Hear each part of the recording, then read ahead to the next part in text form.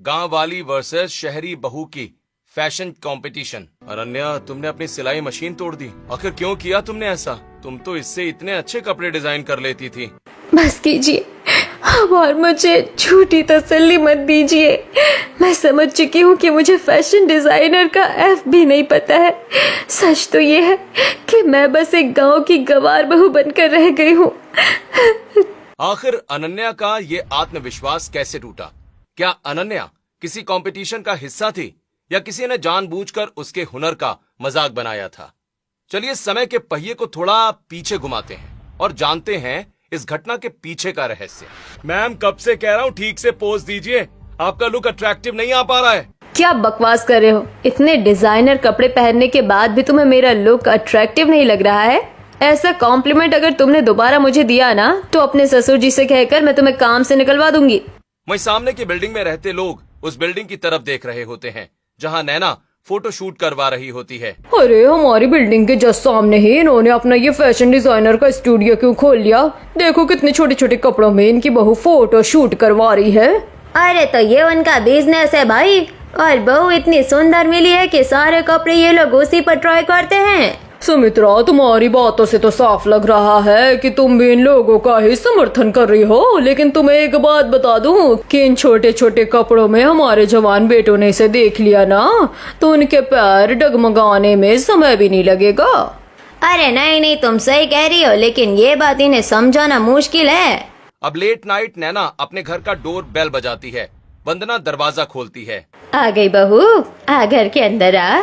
तभी पड़ोस की कलावती अपनी बैल्कनी से, वंदना, तुम अपनी बहू को कुछ कहती क्यों नहीं हो? इतनी रात रात तक बिल्डिंग में गैर मर्दों के साथ छोटे छोटे कपड़ों में फोटोशूट करवाती है।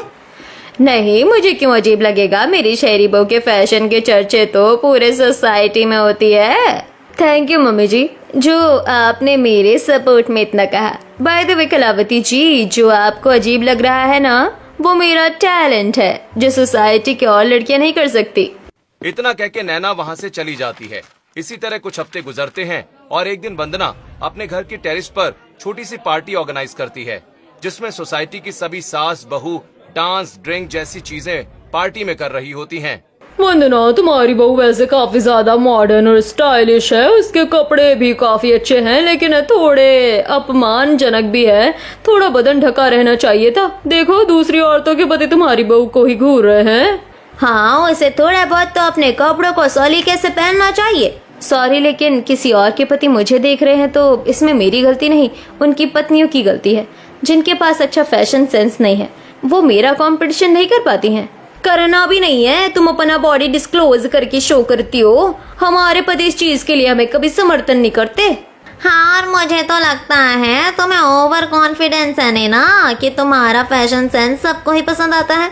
लेकिन ऐसा नहीं है, कुछ लोग अगर तुम्हें पसंद करते हैं तो कुछ नापसंद भी करते हैं। बस बस, आप लोगों के ओपिनियन से साफ पता लग रहा है कि आप मेरी शहरी बहू के फैशन सेंस से जलते हैं और ये कंपटीशन तो नजरिया में ही हो जाता है और उसमें मेरी बहू जीत जाती है। बाकी अब पार्टी खत्म हुई, चलिए आप लोग जा सकते हैं। अब जब नैना कमरे में आती है तो नैना का पति गुस्से से, नैना ये सब क्या है? तुमने ये टाइट शॉर्ट ड्रेस पार्टी में क्यों पहन रखी थी? तुम्हें पता है कुछ लोग तुम्हें कितनी गंदी नजरों से देख रहे थे। कुणाल, मुझे पता नहीं था कि तुम मेंटली अब तक ग्रो नहीं हुए हो। खैर, मैं अपना रहन सहन नहीं बदलूंगी और मुझे अब नींद आ रही है, सो गुड नाइट। इसी तरह एक दिन नैना की ननद पूजा, भाभी मेरा ऑफिस को लेट हो रहा है, आप मेरे लिए जरा लंच बॉक्स बनाकर दे दीजिए प्लीज। एक्सक्यूज मी पूजा, मुझसे ये सब नहीं होगा। जाओ सैंडविच बनाकर खा लो, मुझे फैब्रिक पर डिजाइन तैयार करने हैं। भाभी, आप घर के काम तो कभी करती ही नहीं है, ना ही आप हमारे साथ समय बिताती हैं। हाँ तो क्या दिक्कत है इसमें? अगर बहू घर के काम करने के लिए मना करती है, मैं हूँ ना। अब ये सुनकर नैना वहाँ से चली जाती है। माँ, भाभी घर के छोटे मोटे काम भी नहीं करती हैं। तभी वहाँ पर महेश जी आते हैं। वैसे मेरी बेटी ठीक कह रही है, थोड़ा बहुत समय बहू को घर में भी बिताना चाहिए। अब पूजा खुद से सैंडविच बनाकर तैयार करती है और वही लेकर ऑफिस जाती है। इसी तरह कुछ हफ्ते गुजरते हैं जिसके बाद वंदना अपने छोटे बेटे राजीव की शादी करने का फैसला लेती है। सभी लोग हॉल में बैठे हैं। सुनिए जी, मैं सोच रही हूँ कि अब मैं अपने छोटे बेटे राजीव की शादी कर दूँ और राजीव की पत्नी मैं सोच रही हूँ काफी पढ़ी लिखी और एक्स्ट्रा मॉडर्न ख्याल की लाऊं। हाँ, तुम बिल्कुल ठीक कह रही हो। राजीव की पत्नी तो और भी ज्यादा टैलेंटेड लेकर आएंगे हम लोग, ताकि हमें अपने बिजनेस में नए नए आइडियाज मिल सके। ये सुनकर नैना, अरे बाप रे, अगर देवर जी की पत्नी मुझसे भी ज्यादा टैलेंटेड, एजुकेटेड और स्टाइलिश आ गई तो ये लोग तो मुझे छोड़कर उसे ही भाव देने लगेंगे और हो सकता है कि फिर वो लड़की मुझे घर में छोड़कर खुद सारे काम बाहर के संभालने लगे और मैं नौकरानी बनकर रह जाऊं। नहीं नहीं मम्मी जी, मैं क्या कह रही थी कि देवर जी की पत्नी ज्यादा समझदार लाने की जरूरत नहीं है। आप शहर की ही कोई कम पढ़ी लिखी लड़की ले आइए, क्योंकि आप जानती हैं कि काम के दौरान मैं घर नहीं संभाल पाती हूँ। अगर देवरानी जी थोड़ी कम पढ़ी लिखी आ गई तो वो ये सब संभाल लेगी।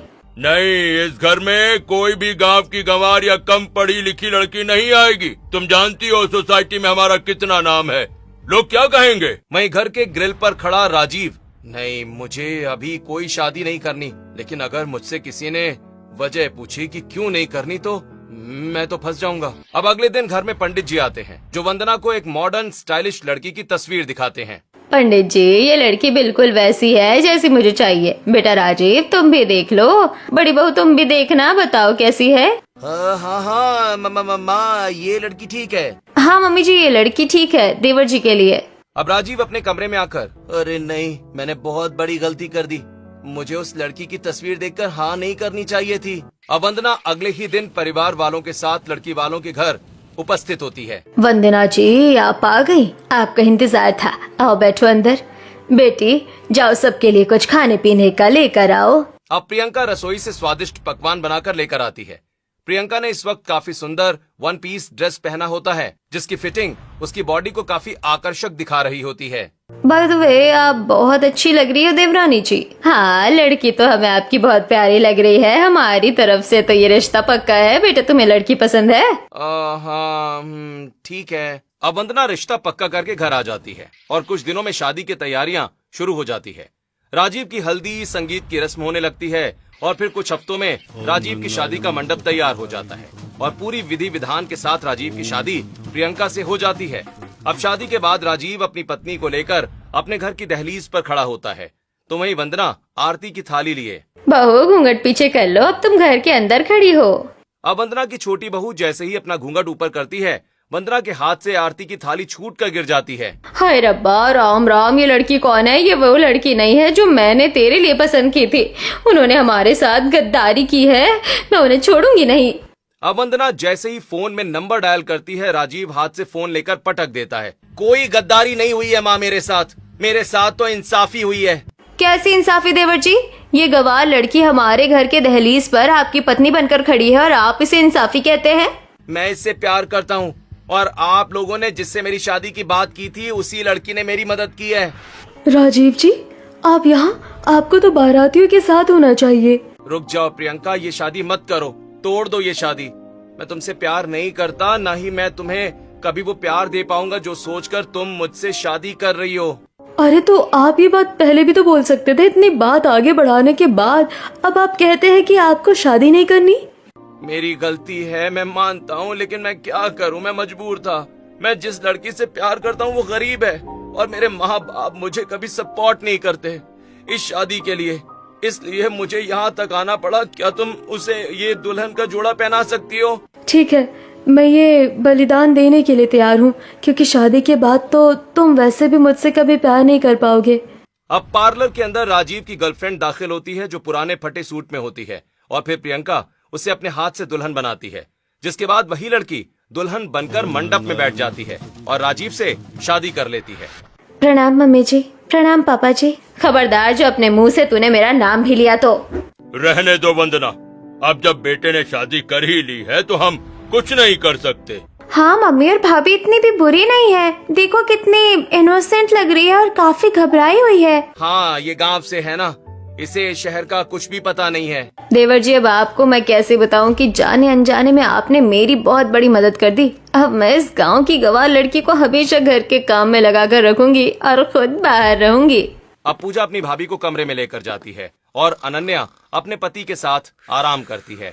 अगले दिन सुबह अनन्या नहा धोकर घर में झाड़ू लगा रही होती है कि इतने में उसकी शहरी जेठानी प्योर मिरर वर्क में बने स्टाइलिश गाउन में आती है, जिसे देखकर गांव की बहू की आंखें फटी की फटी रह जाती हैं और वो अपने हाथों से अपनी जेठानी के कपड़ों को छूने लगती है। जेठानी जी, ये क्या पहना है आपने? इसके अंदर तो शीशे लगे हैं और ये कितने ज्यादा चमक रहे हैं। वहीं शहरी बहू अपनी देवरानी को इतनी तेजी से धक्का मारती है कि उसका सिर जमीन पर जाकर लगता है और उसके सिर से खून आने लगता है। जेठानी जी, ये क्या किया आपने? अरे क्या हुआ, सब ठीक तो है बहू? मम्मी जी, ये मेरे स्टाइलिश महंगे कपड़ों को झाड़ू वाले हाथ से छू रही थी, इसलिए मैंने इसे धक्का मारा। इस गांव की गरीब लड़की को क्या ही पता होगा महंगे कपड़ों का। अच्छा हुआ तूने इसे एक झटके में धूल चटवा दी, इससे इसको अपनी औकात तो दिख ही गई होगी। अब राजीव अपनी पत्नी को उठाते हुए, बस कीजिए आप लोग, मेरी पत्नी इस घर की बहू है और इस घर में जितना हक मेरा है उससे कहीं ज्यादा हक मेरी पत्नी का है, समझ आई बात? अब नैना ये सब सुनकर इतराती हुई वहां से चली जाती है, जैसे मानो कि उसे किसी बात से कोई फर्क ही ना पड़ रहा हो। वहीं गांव की बहू रसोई में जाकर सबके लिए खाना बनाती है और कुछ देर के बाद सारा खाना लाकर डाइनिंग टेबल पर रखती है। उसके बाद सभी खाना खाते हैं। अरे भाभी, आपने हमारे लिए खाना बनाया है? इस खाने से तो बहुत अच्छी खुशबू आ रही है। हाँ भाई, खाने से तो बहुत अच्छी खुशबू आ रही है और आज तक हमारे घर में कभी किसी ने इतना अच्छा खाना नहीं बनाया, सब बाहर से ही खाते हैं। हाँ, बड़ी भाभी तो कभी खाना नहीं बनाती, हम लोग तो खुद मैगी और पास्ता खाकर ऑफिस जाते थे और कभी कभी मम्मी बनाती थी। हाँ, बात तो सही है। एक मिनट पापा जी, पूजा तुम तो अपनी छोटी भाभी की इतनी तारीफ कर रही हो। अरे वो गांव से है तो वो खाना ही बना सकती है ना, मैं शहर से हूँ और मॉडर्न हूँ। वो खाना अच्छा बना सकती है तो मैं अच्छे कपड़े पहनना जानती हूँ, जिससे हमारा स्टेटस मेंटेन रहता है। वहीं वंदना खाना खाते हुए, हाँ, वैसे मेरी शहरी बहू ने तो कभी इस घर का प्लेट भी उठाकर इधर उधर नहीं किया है, लेकिन ये तो खाना बनाकर खिला रही है मेरे परिवार को। खैर, ये गांव से है तो इतना तो करेगी ही, इस गरीब के पास और कुछ नॉलेज थोड़ी है। अब कुछ हफ्ते के बाद नैना, मम्मी जी, मेरी कुछ फ्रेंड्स आ रही हैं, हम लोग किटी पार्टी करने वाले हैं गार्डन में आज शाम। पापा जी को बोलिए आज मैं उनकी कोई मदद नहीं कर पाऊंगी। कोई बात नहीं, मेरे दोनों बेटे हैं वहाँ। अच्छा सुनो, अगर किटी पार्टी कर रही हो तो अपनी देवरानी को भी शामिल कर लेना। मम्मी जी, ये बात आप कह रही हैं, मुझे तो विश्वास नहीं हो रहा है। आप जानती है ना कि उसके अंदर फैशन सेंस नहीं है, और किटी पार्टी मतलब फैशन कंपटीशन, जहाँ सब तरह तरह की ड्रेस पहन कर आएंगे और वहाँ देवरानी जी की बेइज्जती के सिवा कुछ नहीं होगा। हाँ, पर अब सब जानते हैं कि तुम्हारी देवरानी भी है तो उसे तुम साथ रखो और होने दो उसकी बेइज्जती, ये इसी लायक है। अब नैना अपनी देवरानी के कमरे में आती है। क्या कर रही हो देवरानी जी? जी बस कमरे की सफाई कर रही थी। सिलाई मशीन तो तुम दर्जी भी हो? हाँ, गांव में तो सब दर्जी होते हैं, लेकिन मैं फैशन डिजाइनर हूँ। ओह सॉरी, मैं जिस काम से आई थी वो तो कहा ही नहीं मैंने। आज शाम को रेडी हो जाना किटी पार्टी के लिए। ये किटी पार्टी क्या होता है? इनसे पूछूंगी तो ये तो मुझ पर भड़क ही जाएगी। ठीक है जेठानी जी, मैं तैयार रहूंगी। नैना के कमरे से जाने के बाद अनन्या अलमारी से अपनी एक साड़ी निकालती है। हे भगवान, मेरे पास तो बस एक यही ढंग की साड़ी है और अभी तो मुझे शहर में बाजार कहाँ लगता है पता भी नहीं है। कोई नहीं, मैं यही पहन लूंगी, लोग भाव देखेंगे, कपड़े थोड़ी।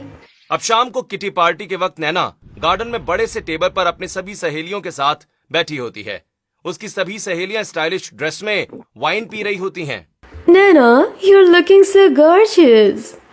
थैंक यू, तुम लोग भी बहुत अच्छे लग रहे हो। बाकी फैशन कंपटीशन में मेरी बराबरी तो कोई कर ही नहीं सकता। Right, your fashion sense is so nice, पर तुम बहुत ज्यादा एक्सपोजिव कपड़े ही पहनती हो, मतलब शरीर इधर उधर से दिखता रहता है। तुम्हें थोड़ा अनकंफर्टेबल नहीं लगता?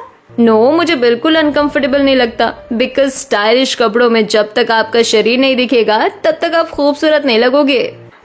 वो सब तो ठीक है, लेकिन तुम्हारी देवरानी वो कहाँ है? तुम कह रहे थे वो भी शामिल होगी पार्टी में।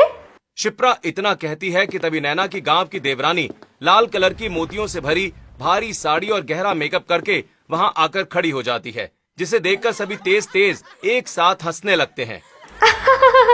नैना, ये तुम्हारी देवरानी है? Oh my God, her dressing sense is so funny.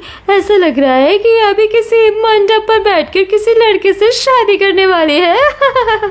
सच में? 1 मिनट, मैं अभी आई। अब शिवानी जानबूझकर वाइन का ग्लास लेकर गांव की अनन्या के पास आती है और उसकी साड़ी पर पूरी वाइन गिरा देती है। नैना भी शिवानी को ये सब करने से नहीं रोकती। अरे ये क्या? आपने तो मेरी पूरी साड़ी गंदी कर दी। Oh really? तुम्हारी ड्रेस गंदी हो गई? पर जिस हिसाब से तुमने ये घटिया साड़ी पहनी है, मुझे तो लगा तुम्हें घटिया गंदे कपड़े पहनने की आदत होगी। देवरानी जी, ये सब क्या है? आपको किटी पार्टी का मतलब नहीं पता है क्या? किटी पार्टी में सब एक दूसरे का फैशन सेंस ही देखते हैं कि कौन कितना ट्रेंडिंग कपड़े फॉलो कर रहा है। ये एक कंपटीशन है जिसमें आपकी बेइज्जती होगी। आप चली जाइए यहाँ से। अब ये सुनकर अनन्या रोती हुई वहाँ से अपने कमरे में आती है। तभी वहाँ राजीव आता है। हाँ, तुम रो क्यों रही हो अनन्या? क्या हुआ? अब अनन्या सारी बातें राजीव को बताती है। देखो अनन्या, तुम मासूम हो, इसलिए तुम्हें शहर की राजनीति समझ नहीं आती। शहर में हर चीज में कंपटीशन होता है।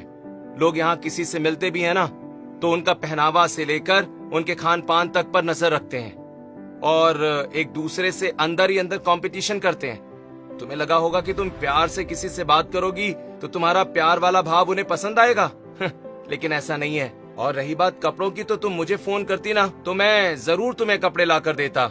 मुझे लगा आप व्यस्त होंगे, इसलिए मैंने आपको परेशान नहीं किया।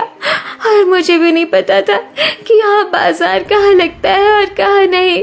खैर कोई बात नहीं, तुम लोगों से मिलना शुरू करो। मैं भी चाहता हूँ कि तुम ज्यादा नहीं लेकिन थोड़ा बहुत परिवर्तन अपने अंदर लाओ। और कल हम मार्केट चलते हैं, मैं तुम्हें सारी मार्केट दिखाऊंगा। अब धीरे धीरे अनन्या शहर की मार्केट, छोटे छोटे बाजार अपने पति के साथ जाकर घूमती है। और फिर एक शाम बाजार से सब्जी लाकर अनन्या सबके लिए खाना बनाती है। सभी लोग खाना खाते हैं। मैं क्या सोच रहा था पापा, कि अब छोटे भाई की पत्नी को भी बिजनेस में थोड़ा बहुत इन्वॉल्व करना चाहिए। तुम्हारा दिमाग खराब हो गया है कुणाल। तुम्हारी पत्नी है ना ये सब करने के लिए, फिर किसी और को इन्वॉल्व करने की क्या जरूरत है? 1 मिनट भाभी, मेरी पत्नी किसी में नहीं आती, वो इस घर की सदस्य है। मैं जब चाहूँ तब अपनी पत्नी को कंपनी में इन्वॉल्व कर सकता हूँ। लेकिन आप घबराइए मत, वो अभी इन चीजों के लिए रेडी नहीं है। लेकिन जिस दिन वो रेडी हो गई ना, वो आपको भी पीछे छोड़ देगी, याद रखिएगा आप। घमंड बहुत अच्छा कर लेते हो देवर जी अपनी गांव की पत्नी पर, लेकिन अफसोस मुझे नहीं लगता कि ये मुझसे कभी कंपटीशन कर पाएगी। और अगर किया भी तो इन्हें हार के सिवा कुछ नहीं मिलेगा। अरे बस बस, आप लोग बात को इतना मत बढ़ाइए, मैं घर ही संभाल लूंगी। अब इसी तरह कुछ हफ्ते और गुजरते हैं और एक दिन महेश सभी से, भाई आप लोगों से एक बात कहनी थी मुझे। जी बताइए ना, क्या हो गया? सब ठीक तो है ना? हाँ सब ठीक है, बस मैं ये कह रहा था कि हमारे फैशन डिजाइनर स्टूडियो में बहुत बड़ी पार्टी ऑर्गेनाइज की गई है, जहाँ पर हमारी तरह और भी कई फैशन डिजाइनर आएंगे अपने अपने स्टाइलिश कपड़ों में।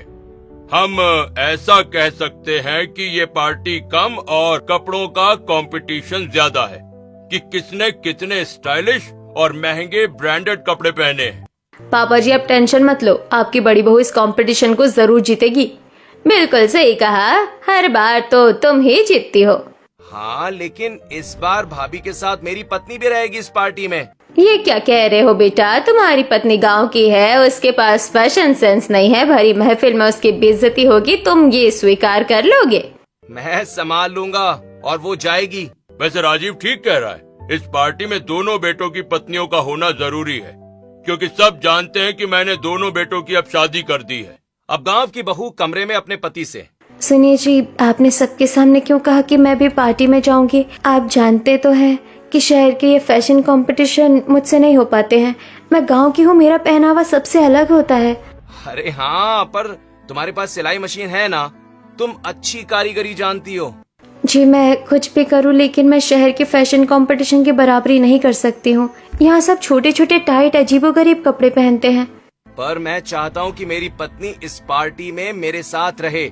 मैं अकेले पार्टी में नहीं जाऊंगा, और जब तक तुम ऐसी पार्टी नहीं अटेंड करोगी तब तक तुम्हें भी कुछ समझ नहीं आएगा शहर के तौर तरीके कैसे होते हैं और कैसे नहीं। अब रात को ऑफिस से आते वक्त राजीव अपनी पत्नी के लिए मार्केट से कई तरह के फैब्रिक खरीदता है। अब कपड़े देखकर अनन्या, आप कपड़े लेकर आ गए? चलिए ठीक है, मैं रात को अपने लिए इसी से कुछ बना लूंगी।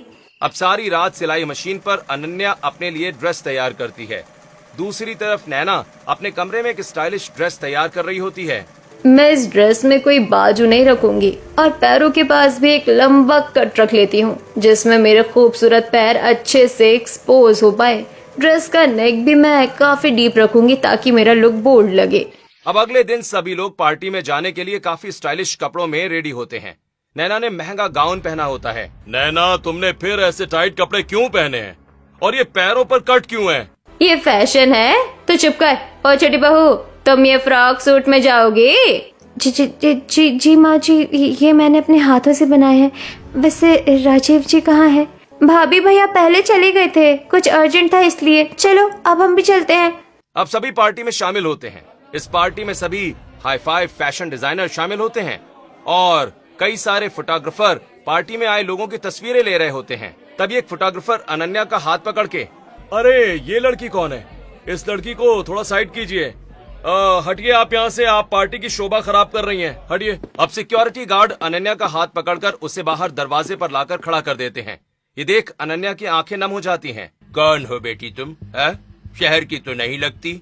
जी मैं गांव से आई हूँ यहाँ। तभी तो इन लोगों ने तुम्हें वहाँ से ऐसे भगा दिया जैसे इंसान दूध से मक्खी निकाल कर फेंकता है।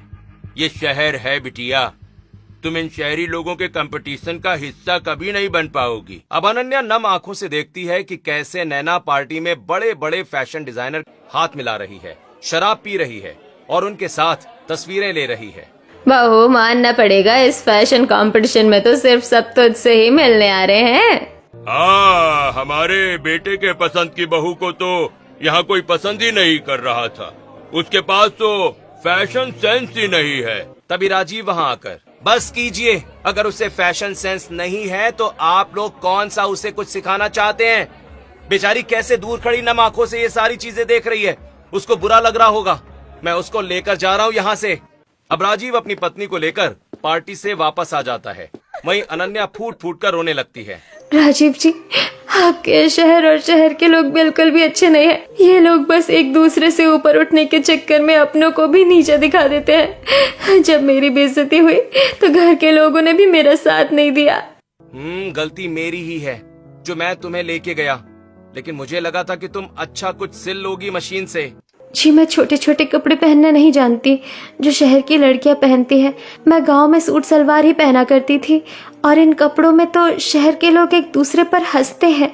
चलो आज से मैं तुम्हारी मदद करूंगा तुम्हारी फैशन सेंस सुधारने में।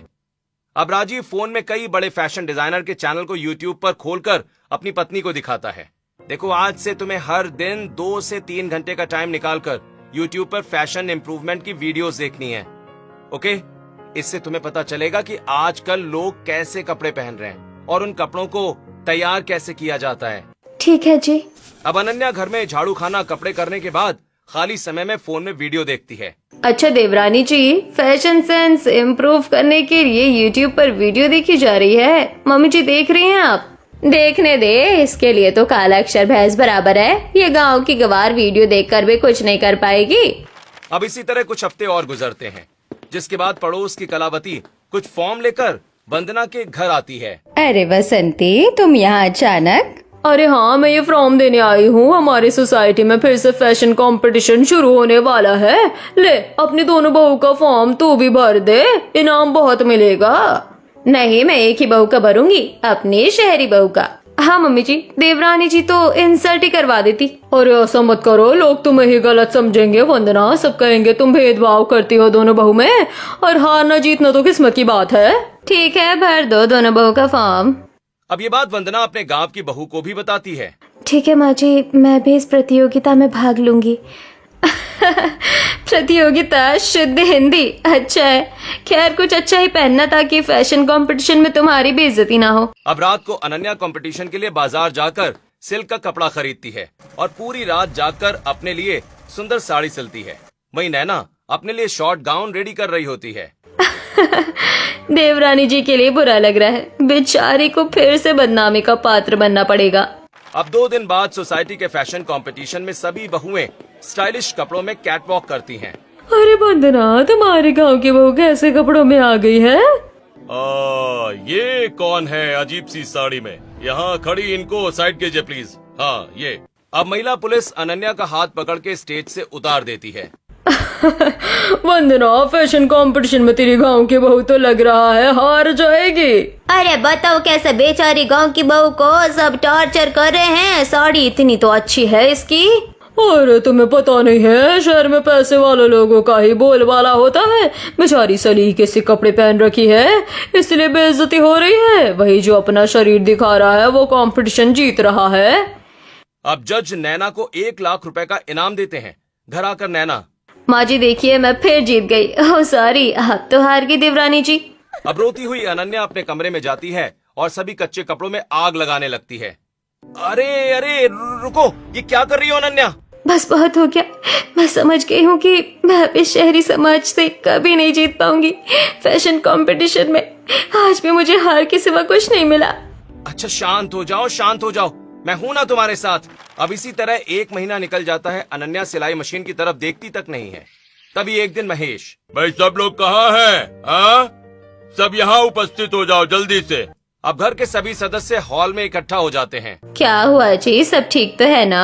देखो घबराओ मत, खुशी की बात है, हमारा फैशन डिजाइनर का काम बहुत ज्यादा प्रॉफिट कर रहा है। बड़े बड़े डिजाइनरों का कहना है कि मैं मैगजीन छपवाऊं और उस पर एक स्टाइलिश मॉडर्न लड़की की तस्वीर फ्रंट पेज पर लगाऊं, ताकि लोग उस मॉडल को देखकर हमारा फैशन डिजाइनर फॉलो करें। पापा जी, मॉडल की क्या जरूरत है? मैं हूँ ना, मैं बनूंगी मैगनीज के फ्रंट पेज की हीरोइन। सिर्फ आप ही क्यों, मेरी पत्नी भी बन सकती है। ये सुनकर अनन्या बहुत ज्यादा डर जाती है। तेरी पत्नी कर भी पाएगी फैशन कंपटीशन फॉलो, वहाँ भी इसकी बेइज्जती ही होगी। कोई बात नहीं, लेकिन मेरी पत्नी भी फोटोशूट करवाएगी। देखो मुझे कोई आपत्ति नहीं, दोनों बहू अच्छे कपड़े डिजाइन करो, पहनो, कैट वॉक पर फोकस करो, क्योंकि वहाँ पर तुम्हारी हर एंगल से तस्वीर ली जाएगी। इतना कहकर महेश वहाँ से चला जाता है। वंदना भी अपने गांव की बहू को देखकर दांत पीसती हुई वहाँ से चली जाती है। देवर जी देखिए, मैं कहना तो नहीं चाहती, लेकिन फिर भी देवरानी जी को कौन ही मैगजीन के फ्रंट पेज पर आने देगा। उनका तो पहनावा बहुत ही गवारों जैसा है। आपको कुछ कहने की जरूरत नहीं है, मैं देख लूंगा कि मुझे अपनी पत्नी को मैगजीन के फ्रंट पेज पर कैसे लेकर आना है। कमरे में अनन्या, जी आपने मेरे लिए सबसे बगावत क्यों की? आप जानते हैं ना कि मैं गांव की हूँ और शहर के लोगों से कंपटीशन नहीं कर पाऊंगी। करोगी तुम, और इस बार मैं तुम्हारा साथ दूंगा, ओके? अब राजीव खुद अपनी पत्नी को लेकर महंगे फैब्रिक के मॉल में आता है और काफी तरह के फैब्रिक खरीदता है।